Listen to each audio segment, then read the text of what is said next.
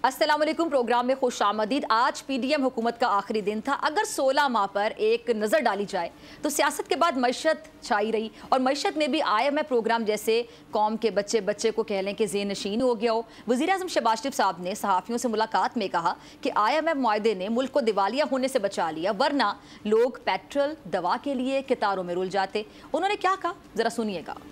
रियासत अल्हम्दुलिल्लाह बच गई और रियाया भी इंशाअल्लाह ताला।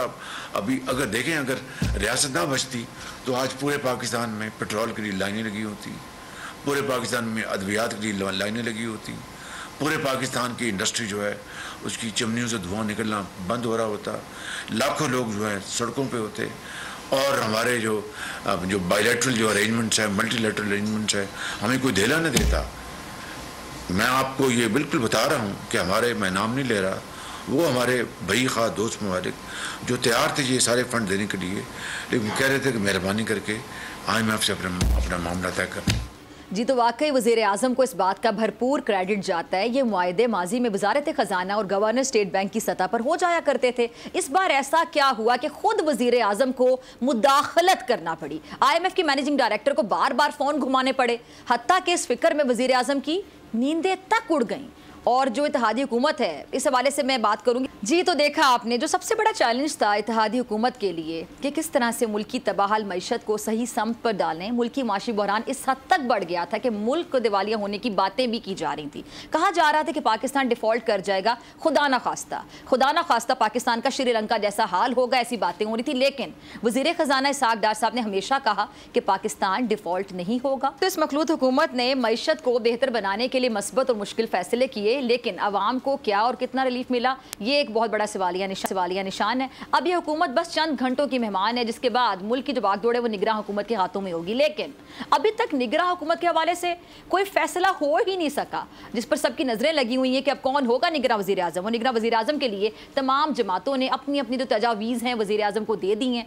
पाकिस्तान पीपल्स पार्टी ने भी निगरां वज़ीर आज़म के लिए 2 नाम दिए हैं। ज़राए क्या बताते हैं जी, ज़राए के मुताबिक पीपल्स पार्टी ने साबिक सेक्रेटरी खारिजा जलील अब्बास जिलानी और साबिक चीफ जस्टिस तसद्दुक जिलानी का नाम दिया है। और वज़ीर आज़म और कायदे इख्तिलाफ राजा रियाज साहब निगरां वज़ीर आज़म के नाम पर मुशावरत के लिए कल मुलाकात करेंगे।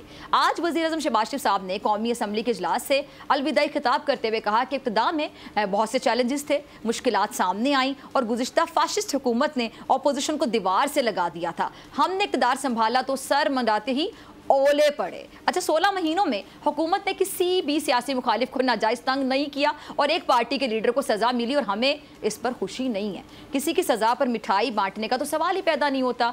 अब आगे क्या होने जा रहा है, निगरां वज़ीर आज़म आखिर कौन होगा, इलेक्शन कब होंगे, सियासी मंजरनामा क्या होगा, अगर इंतखाबात होते हैं तो कौन सी जमात सादा अक्सरियत हासिल करेगी भी कि नहीं, और PTI जो चेयरमैन है उनका मुस्तकबिल क्या होगा। तारीख का अमीर,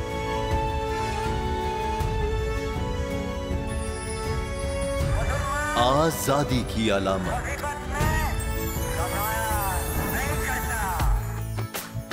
हुस्न का आईनादार, फिक्रो नजरिए की अक्कास,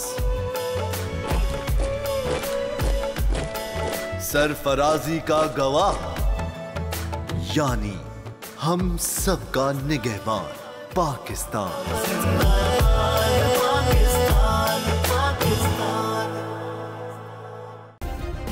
सब्सक्राइब करें और बेल दबाएं ताकि कोई खबर रह न जाए।